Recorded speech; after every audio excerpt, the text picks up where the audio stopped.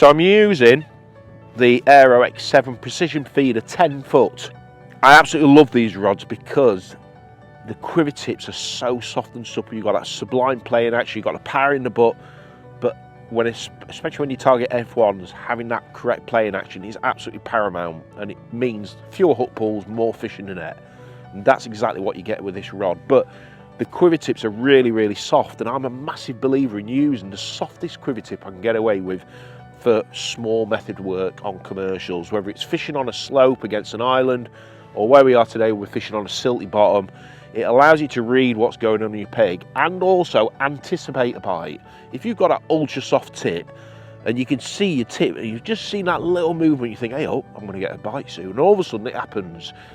If you use a stiffer tip, you miss that little trigger point that could make you think, oh, I've just had an indication, I'll leave it in for another 2 or 3 minutes because it could go round. And it does. It often does. If you don't see that indication, you might be winding back when you could have actually had a chance of catching that match-winning fish. So using a really soft quiver tip not only minimises bait movement and prevents that feeder from moving on a hard bottom, but it also gives you a really good insight into what's going on underneath the water. Right, reel-wise, I'm using a Vanford 4000. Beautiful reel, really nice smooth drag, 8-pound main line, down to a 24-gram feeder with a little bit of lead on. Because of the depth, I want to speed up that process of getting the feeder to the bottom, and especially if I'm catching a lot of fish, if we add all that time up in match conditions, that may be 2 or 3 more fish in the net.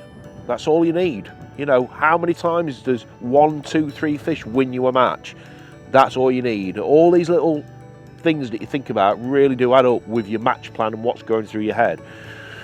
So a little bit of lead on the bottom, and also I'm a big believer in just blocking those holes up to slow the process of the bait escaping from the feeder, which in turn agitates the fish to take your hook bait quicker. That's what I think when we're fishing, and that's how I think when we're feeder fishing. It's an area of my fishing that I'm very particular with and precise with. I believe that I'm precise anyway. To a 4-inch hook length, this is 015 Aero Slick Silk. To an LWG 16 hook, 5mm speedy washed on a bayonet. Like I said to you, I just feel that setup means that if I hook a big carp, I've got every chance of getting it out. I've got confidence that I'm going to land that fish.